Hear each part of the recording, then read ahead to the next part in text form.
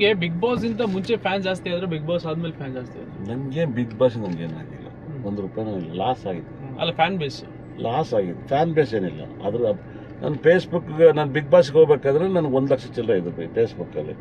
ನನ್ನ fan base sir, ನಾನು G Kannada program ಮಾಡಿದ್ದೀನಿ, ಮಾರ್ನಿಂಗ್ ಮಂತ್ರ, ಉದಯ ಮ್ಯೂಸಿಕಲ್ಲಿ IPL ಮಾಡಿದ್ದೀನಿ, ಮ್ಯೂಸಿಕಲ್ಲಿ ಮಾಡಿದ್ದೀನಿ. ಈಗ ಅವಾಗಲೇ ಕಸ್ತೂರಿ ಚಾನಲ್ನ ವರ್ಷಾನ್ಗಟ್ಲೆ ಮಾಡಿದ್ದೀನಿ, ಜಿಯಲ್ಲಿ ಮಾಡಿದ್ದೀನಿ. ಇನ್ನು ಅವರೇ ಜನ ನೋಡ್ತಾರೆ. ಆ ಜನಕ್ಕೆ ನಾನೇನಾದ್ರು ಒಂದು ಕಾಮಿಡಿ ಮಾಡಿದ್ರೆ ನೋಡ್ತಾರೆ ಅಷ್ಟೇ. ಕರ್ನಾಟಕ ಪಾಪ್ಯುಲೇಷನ್ ಇನ್ನು 25 ಕೋಟಿ ಆಗಿಲ್ವಲ್ಲ, ಅಷ್ಟೇ ಕೋಟಿ ಜನ ತಾನೆ ನೋಡಿರೋದು. ಅವ್ರಿಗೆ ಇಷ್ಟ ಆಗಿ ನಾವು ನಡ್ಕೋಬೇಕಾಯ್ತು ಹೊರತು ಅಷ್ಟೇ ಜನ ನನಗೆ ಆರ್ಯವರ್ಧನ್ ಗೊತ್ತಿರೋದ್ರಿಂದಲೇ ನಾನು ಸೆಲೆಕ್ಷನ್ ಮಾಡಿದ್ದಾರೆ. ಬಿಗ್ ಬಾಸ್ ನನಗೇನು ಅದರಿಂದ ಬಂದ್ಮೇಲೆ ನಾನು ಯಾರು ಬಂದು ಜ್ಯೋತಿಷ ಕೇಳೋದು ಅದೆಲ್ಲ ಅದೇ ಬೇರೆ ಕಾನ್ಸೆಪ್ಟು. ಅದು ನನ್ನ ಸಬ್ಜೆಕ್ಟ್ ಅವ್ರು ಬಳಸಿ. ನಿಮ್ಗೆ ಹೆಂಗ ಅನಿಸ್ತು ಬಿಗ್ ಬಾಸ್ ಅಲ್ಲಿ ಆಟ ಆಡಿ ಬಂದು? ಸರ್, ಬಿಗ್ ಬಾಸ್ ಬಂದು ಒಳ್ಳೆ ಕಾರ್ಯಕ್ರಮ, ಎಲ್ಲರೂ ಕರೆಯೋಕ್ಕಾಗಲ್ಲ. ನಾವೇನೋ ಕಷ್ಟಪಟ್ಟಿದ್ದು ಕರೆದವ್ರೆ, ಆಮೇಲೆ ನಾವು ಗೌರವ ನಡ್ಕೊಂಡಿದ್ವಿ. ಇವಾಗ ನಂಗೆ ಆದರೆ ಇವಾಗಿರೋ ಅಷ್ಟು ಬುದ್ಧಿ ನಮ್ಗೆ ಅವಾಗಿದ್ದಾರೆ. ಎಡಿಟ್ ಮಾಡೋಕ್ಕೆ ಟೈಮ್ ಇರಬಾರ್ದು, ಹಂಗೆ ಡೈರೆಕ್ಟಾಗಿ ಹಾಕ್ಬೇಕು. ಸುಮ್ಮನೆ ಬೆಳಗ್ಗೆ ಎದ್ಬಿಟ್ಟು ಯಾವುದೋ ಪಾಠ ಇವಾಗ ಯಾವ ಪ್ರೋಗ್ರಾಮ್ ಕೊಟ್ಟರೆ ಜನಕ್ಕೆ ಹಿಟ್ ಆಗುತ್ತೆ ಇದನ್ನೇ ಮಾತಾಡೋದು. ಹಂಗೆ ಅವಾಗ ಜವಾಬ್ದಾರಿ ಇದ್ದು ನಾವು ನಮ್ಮ ಭಯ ಭಕ್ತಿ ಅಂತ. ಈಗ ಹೋದ್ರೆ ಎಲ್ಲದಕ್ಕೂ ಇಲ್ಲಿ ಅಲ್ಲಿ ಏನು ಗೊತ್ತಾ ಸರ್, ಯಾಕಲ ಪ್ಯಾಂಟ್ ಸರಿಯಾಗಿ ಹಾಕ್ಯಂತಿಲ್ಲ ಅದಕ್ಕೆ ಜಗಳ ಆಗುತ್ತೆ. ಅದನ್ನ ಹೊಡೆದಾಡಕ್ಕೆ ಹೋಗ್ಬಾರ್ದು. ಹಿಂದೆ ಏನಾಗಿತ್ತು ನೋಡಲ್ಲ ಅನ್ನೋದು ಇದೇ ಒಂದು ಕಾನ್ಸೆಪ್ಟು. ಬಿಗ್ ಬಾಸ್ ಬಂದು ಅದನ್ನ ನೋಡಿ ನೀವೊಂದು ಡೆವಲಪ್ಮೆಂಟ್ ಆಗಂತ ಪ್ರೋಗ್ರಾಮ್ ಏನಲ್ಲ.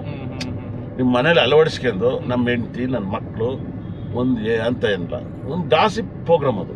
ಆಮೇಲೆ ಇದೊಂದು ಬಿಗ್ ಬಾಸ್ ಏನ್ ಗೊತ್ತಾ ಸರ್, ಒಂದು IPL ಮ್ಯಾಚ್ ಇದ್ದಂಗೆ ಎಲ್ಲರನ್ನೂ ಕರೆಸಿ ಆಡಿಸ್ತಾರೆ.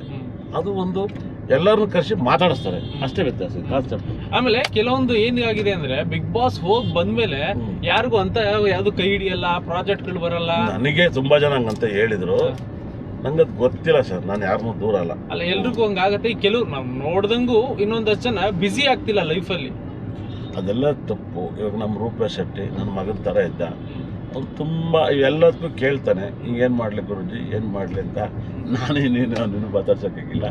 ಚೆನ್ನಾಗಿ ಆಗ್ತಾರೆ ಸರ್. ಯಾಕೆ ಸರ್ ಆಗಲ್ಲ ಸರ್? ಅಲ್ಲಿ ಚೆನ್ನಾಗಿ ಆಗ್ತಾರೆ, ಯಾಕೆ ಆಗಲ್ಲ? ಚೆನ್ನಾಗಿ ಆಗ್ತಾರೆ, ಚಾನ್ಸಸ್ ಇದೆ ಸರ್. ಇವತ್ತು ಒಂದು ಮಾತು ಹೇಳ್ತೀನಿ ಕೇಳಿ ಸರ್. ಇವತ್ತು ಸಲ್ಮಾನ್ ಖಾನ್ ಅಷ್ಟು ಫೇಮಸ್ ಆಗಿದ್ದಾರೆ, ಏನು ಹೇಳಿ. ಅದೇ ಥರ ಎಲ್ಲರೂ ಫೇಮಸ್ ಆಗ್ತಾ ಇದ್ದಾರೆ ಭಾಳ ಅದ್ಭುತವಾಗಿ. ಸಲ್ಮಾನ್ ಖಾನ್ ಹೋಸ್ಟ್ ಮಾಡಿದ್ರು. ಈಗ ನಾನು ಹೇಳಿದ ಕಂಟೆಸ್ಟೆಂಟ್ಗಳು ಆಚೆ ಬಂದಾಗ ಅವ್ರಿಗೆ ಯಾಕೆ ಅವಕಾಶಗಳು ಕಮ್ಮಿ ಆಗ್ತಾ ಇದೆ, ಸಿಗ್ತಾ ಇಲ್ಲ, ಹಂಗೆ ಒಂದಷ್ಟು ಜನ ಫೇಡ್ ಆಗ್ತಾ ಇದ್ದಾರೆ. ಸಿಗ್ದಿರೋದು ಕೆಲ ಹೋಯ್ತಾರೆ, ಒಬ್ಬೊಬ್ರು ಸಿಕ್ಕಿರೋರು ಹೋಯ್ತಾರೆ. ಎರಡು ಮಾಡೋಣ, ನಾವೇನು ಮಾಡೋಣ?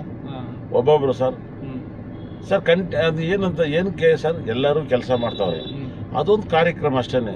ಅದರಿಂದ ನಾವೇನು ಮಾಡೋಕ್ಕಾಗಲ್ಲ, ಒಳ್ಳೇದಾಗ್ಲಿ. ಇವಾಗ ಈ ಸರಿ ಪಬ್ಲಿಕ್ ನೀವು ಬನ್ನಿ, ಇಷ್ಟು ದಿನ ಚಪ್ಪಾಳೆ ತಟ್ಟಿ ಸಾಕು, ನೀವು ಬಂದು ಆಡಿ ಅಂತಾನು ಬಿಗ್ ಬಾಸ್ ಕರೆದಾಗಿದೆ. ಸೊ ಹಿಂಗ ಅನ್ಸುತ್ತೆ ನೋಡಿ ಸರ್, ನಾನೊಬ್ಬ ಸಂಸ್ಥೆ ಅಲ್ಲ, ವ್ಯಕ್ತಿ. ನನ್ನ ಸಬ್ಜೆಕ್ಟ್ ಅಲ್ಲಿ ನಾನು ಹೆಂಗೆ ಮಾರ್ಕೆಟ್ ಮಾಡ್ಬೇಕು, ನಾನು ಹೆಂಗೆ 2 ರೂಪಾಯಿ ಸಂಪಾದನೆ ಮಾಡ್ಬೇಕು ಅಂತ ಯೋಚನೆ ಮಾಡ್ತೀನಿ. ಅಲ್ಲ, ಈ ಸರಿ ಪಬ್ಲಿಕ್ ಗೆಲ್ತಾರ, ಸೆಲೆಬ್ರಿಟಿ ಗೆಲ್ತಾರ ನಿಮ್ಮ ಪ್ರೊಡಿಕ್ಷನ್ ಪ್ರಕಾರ? ಅದಿನ್ನೂ ಸ್ಟಾರ್ಟ್ ಆಗಿಲ್ಲ. ಇವತ್ತು ಆಲ್ ಓವರ್ ವರ್ಲ್ಡ್ ಒಂದೇ ಸರಿ ಮಾಡ್ತಾರಂತೆ ಸರ್, ಅದು ಗೊತ್ತಾ ನಿಮಗೆ? ಬಿಗ್ ಬಾಸ್ನ ಆಲ್ ಓವರ್ ವರ್ಲ್ಡ್ ಒಂದೇ ದಿವಸ ಆಕ್ಟಿವೇಟ್ ಆಗುತ್ತೆ, ಒಂದೇ ದಿವಸ ಫೈನಲ್. ತಮಿಳು, ತೆಲುಗು, ಎಲ್ಲ ಲ್ಯಾಂಗ್ವೇಜ್ ಇದು ಪಕ್ಕ. ಆದ್ರೆ ಬೇರೆ ಲ್ಯಾಂಗ್ವೇಜ್ ಅಲ್ಲಿ ಪಬ್ಲಿಕ್ ಬರ್ತಾ ಇದ್ದಾರೆ ಗೊತ್ತಿಲ್ಲ.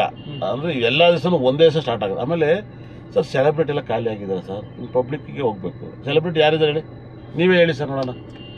ಹೇಳಿ ಒಂದು 10 ಜನ ಹೇಳಿ ಸೆಲೆಬ್ರಿಟಿ. ನಾನು ಹೇಳೋದು ಹೋಗಲ್ವಲ್ಲ ಅವ್ರು, ಹೇಳ್ರಿ ಹೋಗಾರ. ಅವ್ರು ಏನೋ ಸೆಲೆಬ್ರಿಟಿ ಆಗಿರೋ ದೊಡ್ಡದಾಗಿರೋದು ಹೇಳಿ ಸರ್, ಹೋಗಾರ ಹೇಳಿ ಸರ್, ಹೇಳಿ ನೋಡೋಣ. ಇಲ್ಲ ಸೆಲೆಬ್ರಿಟಿಗಳು ಇಲ್ಲ, ಏನು ಹೇಳಿ. ಈಗ ನಿಮಗೆ ಇನ್ನೊಂದ್ಸರಿ ಚಾನ್ಸ್ ಕೊಟ್ಟರೆ ಹೋಗ್ತೀರಾ ಸರ್? ಖಂಡಿತ ಮಾಡ್ಕೊಡ್ತೀನಿ. ಈ ಸರಿ ಫುಲ್ ಒಳ್ಳೆ, ನೀವು ಹೇಳಿದ್ರಲ್ಲ ಇವಾಗ ಈ ಟೈಮಲ್ಲಿ ಹೋದ್ರೆ ನಾನು ಇನ್ನೂ ಒಳ್ಳೊಳ್ಳೆ ಕಂಟೆಂಟ್ ಕೊಡ್ಬೋದು ಅಂತ. ಅಂದ್ರೆ ಜನಕ್ಕೆ ಖುಷಿ ಪಡಿಸ್ತೀನಿ. ಅಂದ್ರೆ ಬಿಗ್ ಬಾಸ್ ಒಳಗಡೆನೇ ಹೇಳ್ತೀನಿ ಸರ್, ಇದು ನನ್ನ ಪರ್ಸನಲ್ ಪ್ರೋಗ್ರಾಮ್ ಅಲ್ಲ, ನಿಮ್ ಖುಷಿ ಬಂದಿರೋದು, ನಿಮ್ ಖುಷಿ ಪಡಿಸ್ಬಿಟ್ಟು ಹೋಗ್ತೀವಿ. ಒಳ್ಳೆ ಎಂಟರ್ಟೈನ್ ಮಾಡ್ತೀರಿ, ಅದ್ಭುತವಾಗಿ ಮಾಡ್ಕೊಟ್ಟು ಹೋಗ್ತೀವಿ ಸರ್. ಆ ಸರ್ಲೆ ನಮ್ಗೆ ಏನು ಕಮ್ಮಿ ಮಾಡಿಲ್ಲ. ಯಾವ್ದಾದ್ರು ಯಾವ ಮ್ಯಾಚರ್ ಸೋತಿದ್ದೀನ, ಅವರೇ ಬಿಗ್ ಬಾಸ್ ನನ್ನ ಹೆಂಗೆ ಆಚೆ ಹಾಕ್ಬೇಕು ಅಂತ ಯೋಚನೆ ಮಾಡೋಕೆ ಹೊರತು ನಾನೇನು ಅದ್ರ ಬಗ್ಗೆ ತಲೆ ಕೆಡಿಸ್ಕೊಂಡಿಲ್ಲ. ಇವಾಗ ನಾನು ಹೋಗ್ಬೋದಾ? ನೀವು ಹೋಗಿ ಏನು ಮಾಡ್ತೀರಲ್ಲಿ? ಆಟ ಆಡ್ತೀನಿ, ಏನು ಪ್ರಯತ್ನ ಇಲ್ಲ. ಚಿನ್ನಸ್ವಾಮಿ ಸ್ಟೇಡಿಯಂ ಕ್ರಿಕೆಟ್ ಕ್ರಿಕೆಟ್ ಹೇಳ್ತಿಲ್ಲ, ಹೋದ್ರೆ ವೇಸ್ಟ್. ಬಿಗ್ ಬಾಸ್ ಇರಲ್ಲ, ನೀವು 2 ವಾರ ಇರಲ್ಲ. ಏಕೆ? ನಿಮ್ಗೆ ಕ್ವಾಲಿಟಿ ಇಲ್ಲ. ಹೆಂಗೆ ಹೇಳ್ತೀರಾ ಸರ್? ಅಲ್ಲಿ ಇರೋಕ್ಕಾಗಲ್ಲ. ನಿಮ್ಮನ್ನ ಯಾವ ಥರ ಒಪ್ಕೋತಾರೆ? ನೀನು ಲವ್ ಮಾಡಿ ಜನರು ಹೋಗಿಲ್ಲ, ಚೆನ್ನಾಗಿರೋ ಸಿಕ್ಕರೆ ಅವ್ರಿಗೆ ನೀವು ಚೆನ್ನಾಗಿ ಕಾಣ್ದಲ್ಲೇ ಇರ್ಬೋದು. ಬೇರೆಯವ್ರನ್ನ ಲವ್ ಮಾಡೋಣ, ಹಂಗೆ ಆ ಥರ ಅದ್ರ ಲವ್ನು ಕೂಡ ಅಷ್ಟೇ. ಇನ್ನೇನು ಮಾಡಕ್ ಸಾಧ್ಯ? ಆಟ ಆಡ್ತೀನಿ. ನಿನ್ಗೆ ಅನ್ಸಿದ್ರೆ ಹೋಗ್ಬಿಟ್ಟು ಅದಾಗ ನಾನು ಹೇಳ್ತೀನಿ, ಹೋದಾಗ ಹೇಳ್ತೀನಿ, ಇರೋ ಸತ್ಯ ಹೇಳಿದ್ದೀನಿ. ನೀವು ಅಲ್ಲೇ ನೀವು ಇಲ್ಲೇ ಪ್ರೆಡಿಕ್ಟ್ ಮಾಡ್ಬಿಟ್ರಿ, ನನಗೆ ಹೋಗಕ್ಕೆಲ್ಲ ಬರುತ್ತೆ ತುಂಬಸ್. ಇವಾಗ ನೋಡಿ, ನಾನು ಏನೇ ಹೇಳಿ ನೀವೇನಾಗ್ಬೇಕು ಅಂತ ಅನ್ಕೋತೀರ ಅದನ್ನ ಆಗ್ಬೇಕು. ಏನೇಳಿ ನಾನು ಅನ್ಕೋತೀನಿ, ನಾನು ಹೇಳ್ತೀನಿ, ನನ್ನ ಅನ್ಸಿಕೆ ಹೇಳ್ತಾ ಇದ್ದೀನಿ. ಈ ಸರಿ ಹೋಗಿಲ್ಲ ಅಂದ್ರೆ ಅವಾಗ ಹೇಳ್ಬೇಕು, ಗುರುಜಿ ಹೇಳ್ದಂಗೆ ಆಯ್ತು ಅನ್ಬೇಕು.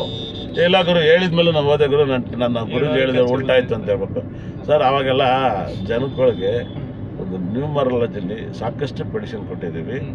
ಸದ್ಯಕ್ಕೆ ನೀವಿನ್ನೊಂದು 25 ಪ್ರೋಗ್ರಾಮ್ ಮಾಡಿ, ಚೆನ್ನಾಗಿ ಮಾಡಿ, ಒಳ್ಳೊಳ್ಳೆ ಪ್ರೋಗ್ರಾಮ್ ಕೊಡಿ, ರೀಚ್ ಆಗಿ ಜನಕ್ಕೆ ಅವಾಗ ಅವ್ರು ಕರೀತಾರೆ. ಆಮೇಲೆ ಹೋದ್ರೆ ಚೆನ್ನಾಗಿರ್ತದೆ. ನೀವು ಹೋದ್ಮೇಲೆ ಸುಮ್ಮನೆ ಇರ್ಬಾರ್ದಲ್ಲಿ. ಡೈಲಿ 8 ಅವರ್ ಏನು ಆಕ್ಟಿವೇಟ್ ಆಗಿರ್ಬೇಕಂತ ನೀವು ಬರೆಯಲ್ಲಿ ಫಿಕ್ಸ್ ಆಗಬೇಕು. ನನಗಿದು ಗೊತ್ತಿಲ್ಲ, ಇವಾಗ ಮಾಡೋದೆಲ್ಲ ನೋಡಿದ್ಮೇಲೆ ಗೊತ್ತಾಗ್ತಾಯಿತ್ತು. ಫಸ್ಟ್ ಎಲ್ಲ ತಿಳ್ಕೊಂಡ್ಬಿಟ್ಟಿದ್ರೆ ನೀವು ಫೈನಲ್ ವರ್ಗೂ ರೀಚ್ ಆಗ್ತಿದ್ರಿ ಸರ್. ಫೈನಲ್ ಇದ್ದೆ ನಾನು. ಅಲ್ಲ, ನಾನು ಹೇಳಿದ್ದು ಸುದೀಪ್ ಸರ್ ಕೈಲಿ ಆ ಕಡೆ ಈ ಕಡೆ. ಸರ್ ನನಗೆ ಅದೆಲ್ಲ ಕ್ರೇಜ್ ಇಲ್ಲ ಸರ್. ನಾನು ಹೋಗಿದ್ದು ವ್ಯಾಪಾರ ರೀತಿಯಲ್ಲಿ ಹೋಗಿದ್ದು, ಬಿಗ್ ಬಾಸ್ ರೀತಿಯಲ್ಲಿ ನಾನು ಹೋಗಿಲ್ಲ.